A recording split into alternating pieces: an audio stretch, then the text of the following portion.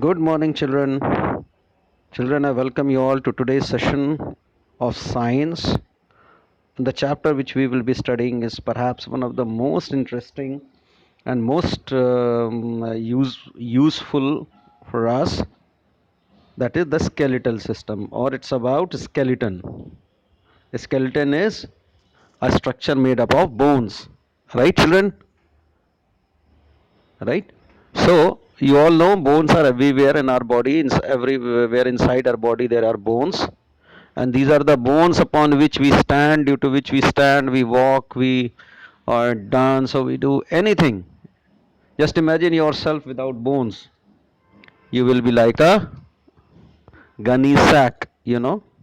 So let us go through this chapter, and please follow me. Now, the skeletal system. The skeletal system is a framework of bones, also called skeleton, that gives support to the body. Please remember this. This is the prime function of this system.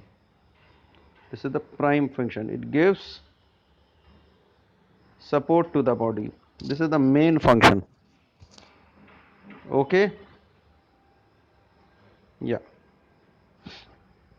There are 206 bones in an adult human skeleton. Adult human skeleton, not a child. Child must be having some less bones. The following picture shows the different parts of the human skeleton. See, the top one is the skull. It acts like helmet and protects the brain. Then we have the rib cage, which protects heart and lung. Then there is a backbone which surrounds and protects the spinal cord. And then limbs and arms, right, which do a lot of activities.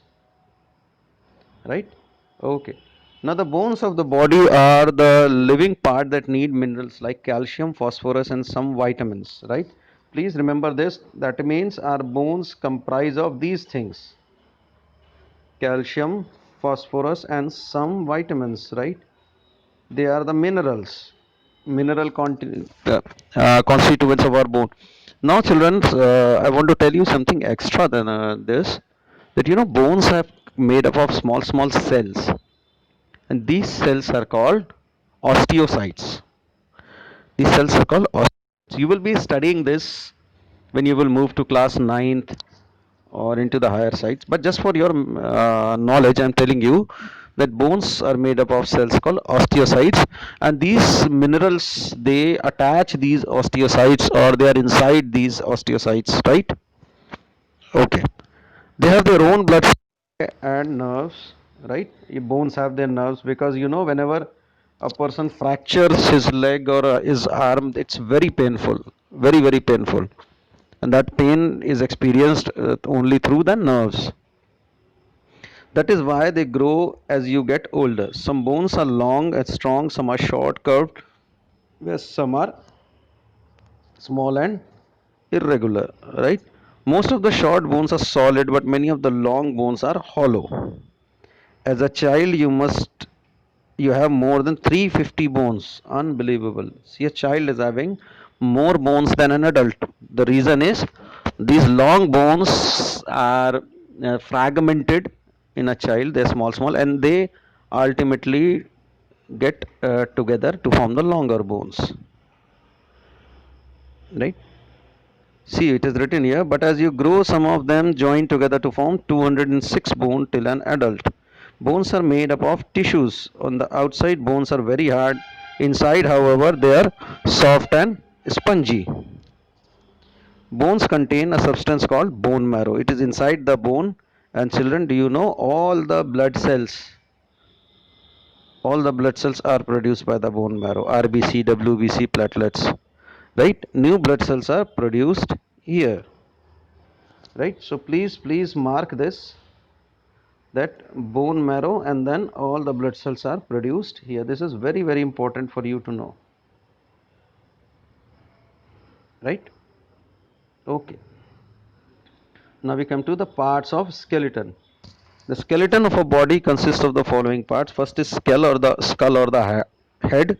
It is a framework of the head. All bones of the skull are fixed except the lower jaw, which is movable and unable to talk and eat. The skull protects the brain from physical damage, right? Because many a times we see things hitting our head, but then they don't harm our brain, right? Otherwise, what would have happened that a single uh, slap from a parent on the single pat on the head from our parents or friends would have resulted in damage to the brain, which would have proved very, very fatal, right? And that's not to be the case. The skull bones are just under the skin. It is therefore easy to feel them with your fingers. There are holes in the bones of the face for eyes, nostrils, mouths, and ear, right? Everywhere there are holes in which these things are fitted in the socket. Now, backbone or the spine. The skull is attached to the backbone is also called spine. The spine has 33 small bones, and these small bones are called vertebra. Please see this definition of the vertebra. This is very important. Vertebra are the small bones. The column of vertebra is called the vertebral column, right? The backbone protects the delicate spinal cord. Now, children, remember this backbone is not rigid. That is, we can move our back. Otherwise, children, it would have been very, very difficult for us, right, to dance, to bend low, to bow before the Almighty, right? And we are able to do so just because our backbone is flexible. It helps to bend back or forward when you stand erect. You can bend forward or backward only the upper part of the body, the rib cage. These are 12 pairs. Now we come to the rib cage, that is in the chest. There are 12 pairs of thin curved bones. These bones are in the form of a cage which protects the heart and lungs, right? Now all the 12 pairs of ribs are joined with the backbone at the back, and the first 10 pairs are joined with the chest bone in the front. The last two pairs of ribs are free at the front and end and are called floating ribs. Right? So there are 12 pairs of curved bones which form the rib cage. Now there is girdle. See this? This is our waist region, which is called as kamar.